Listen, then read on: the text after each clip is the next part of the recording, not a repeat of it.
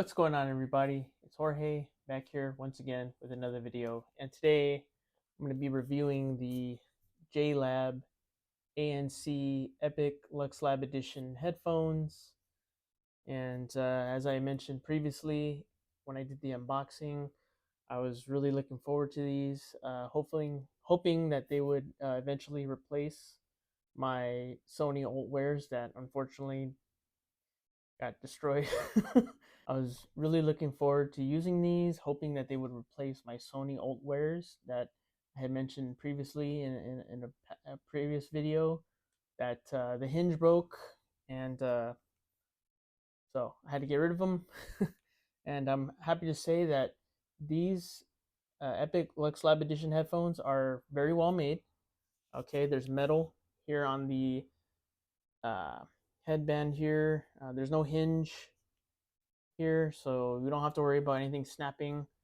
I think comfort wise, it's a good fit, and this is without any adjustments. It fits on my head like so, but it also, has like a little kind of like a dial.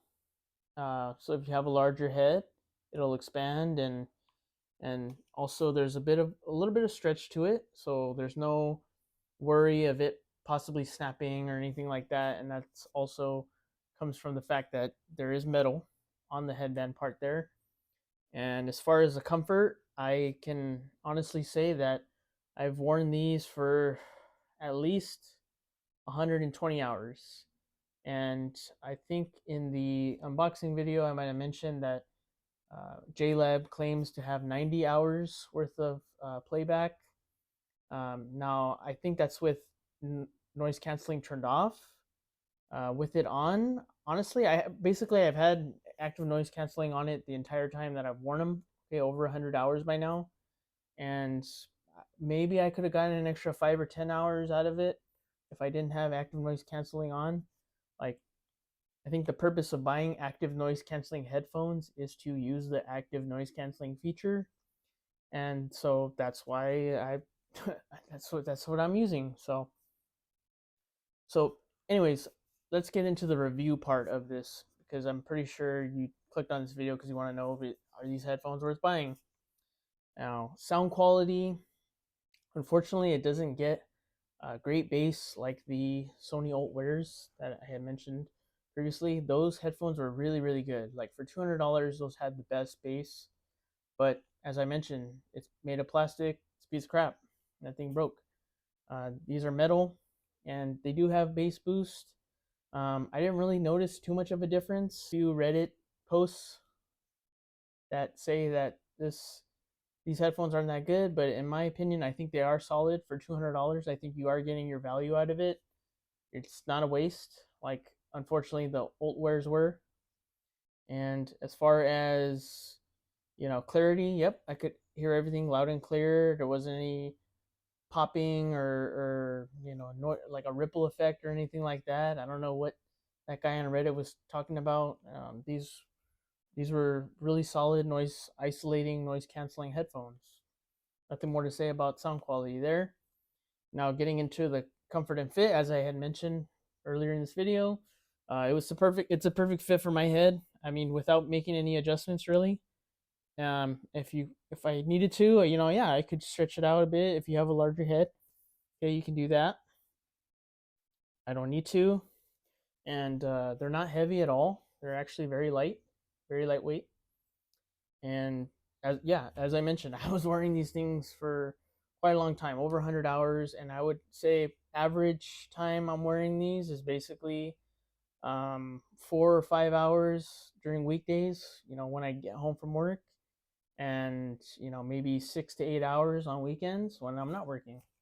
Um, Now, battery life, it as I mentioned, it gets like about 80-90 hours on one single charge, and I've only had to charge it twice in the past 2.5 weeks that I've been using these.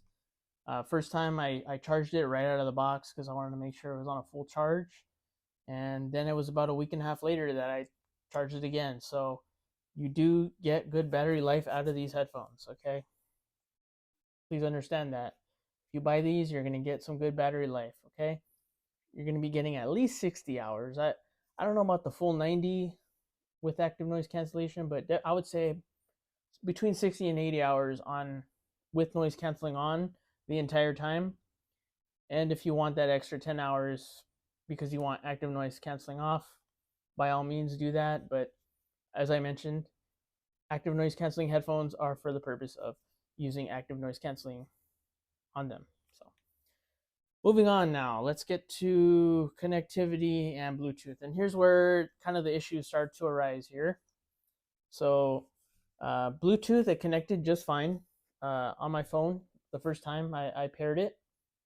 However, after that first initial pairing, it has not been able to pair ever since. So I ended up having to download the app, which I'll actually have to use my iPad here to show you because I'm recording on my phone right now. So I don't want to mess up the recording. So taking a look here at the app on the iPad, and I have both the iPad and the iPhone version. I'll demonstrate the iPad version here though. So one moment as I get this situated. Okay, so let's get into the JLab app itself that's available on both Android and iOS. So I'll demonstrate it here on using the iPad. Obviously, if you have an iPhone, the screen's going to be smaller, a little more condensed. On the iPad, everything's it's using the iPhone app to display on the iPad. So just as you can see, it'll show you a bunch of different JLab headphones when you first open up the app. And let's kind of expand this a little bit. There you go. So as you can see, I found, when you open the app, you'll find all the different headphones that they have, and you click on the Epic Lux Lab version right here. And once you click on that, it'll do a little scan, and you'll be able to pair that way as well. So you don't have to just do it through the Bluetooth phone settings. You can actually do it through the app, which is pretty cool. And for whatever reason, the first time I opened it up here on the iPad, it connected right away. Doesn't seem to be working on the iPhone. Maybe it could be iOS related because I am using the most up-to-date iOS. So maybe there's a bug going on right now with the iPhone version of the JLab app, but there was no problem on the iPad version. And looking at the app here, so as you can see, you can connect multiple devices to it. I just have the Epic Lux Lab edition, so that's the only device that you're going to see here. And we go to this another tab, which says My JLab, and it'll show you ambient sounds, burn-in tool, control guide, and the JLab store. So if you want to go on the store and potentially buy more JLab headphones, and they're doing a special giveaway right now on there, so maybe you want to get on there and check it out. And this is on JLab.com. I'll leave a link to it in the description as well. And no, I'm already on the email list, so I don't want to do that again. So going back to, kind of gives you some ambient sounds that you can kind of test out your headphones with, which is pretty cool. Going back out, there's a control guide where it doesn't seem to be wanting to work right now, so exit out of there. And the third and final tab down here, again, I apologize, it might be a little difficult to see because of the glare as well, is the settings tab. And this one is pretty cool. They have device troubleshooting here at the top.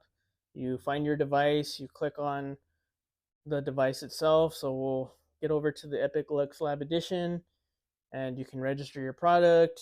There's even a user manual. So we'll hit English, download, and okay, it's not popping up for whatever reason. So yeah, there's some minor glitches going on with the app itself. But I did get a copy of the user manual on my computer anyway, so it's probably better to do it off your computer. If you need the manual itself, PDF manual. And moving along here, it's got some get started videos. It's got firmware history, any notes related to the headphones themselves. They recommend you getting the JLab app. And if you need to file a warranty claim for whatever reason, they'll give you a link to do that as well. Exit back out, they give you a link to contact JLab support. You can say your language. Obviously, I'm going to use English. That's the only language that I'm fluent in. Device registration, if you want to register the device, and legal claims. Again, you're free to read all this privacy policy and user license agreement, but majority of people don't do that. So overall, it's a good app for these headphones, and definitely get some points there. Definitely user friendly. It's nothing too complicated to navigate there. Now getting into some of the controls and features of the headphones themselves. So on the right headphone, there's a JLab logo, but you can actually press down on it. And by pressing down on it, it kind of does different things. So one press will turn the active noise cancellation on or off. A double press will change the sound settings. So if you want, I believe there's 3 different ones. There's bass boost, it's bass boost, surround. I forget what it's called, but it basically, transparency mode. Yeah, there you go. So there's 3 different modes. There's bass boost, there's transparency mode, and there's just active noise cancellation. So double pressing it will kind of filter through the 3 different modes, whereas one press kind of just active noise canceling on or active noise canceling off. And if you just touch left or right, that's your volume adjustment. So if you need to raise the volume, you obviously want to swipe to the right, and if you want to lower the volume, you'll swipe to the left. And actually, when you charge it, you're gonna lay it on the the left headphone. So the left headphone will be facing down, and I'll actually show you I have the box here on the side here. So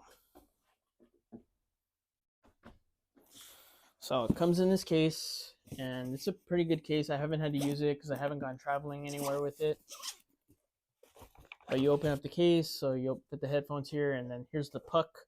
This is the charging puck. This connects with USB-C to USB-C, so keep that in mind. No USB-A, unless you have an adapter for it. So USB-C to USB-C to charge. And yep, it fits just like so in the case. Just like that, okay, and then you close it up.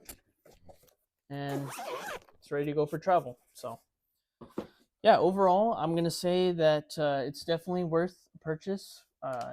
As I mentioned in the previous video, they are $200, same price as the ULT Wears when they're at their regular price. I know there's some sales that have been going on recently that have dropped the price of the ULT Wears down to $150, $130, something like that.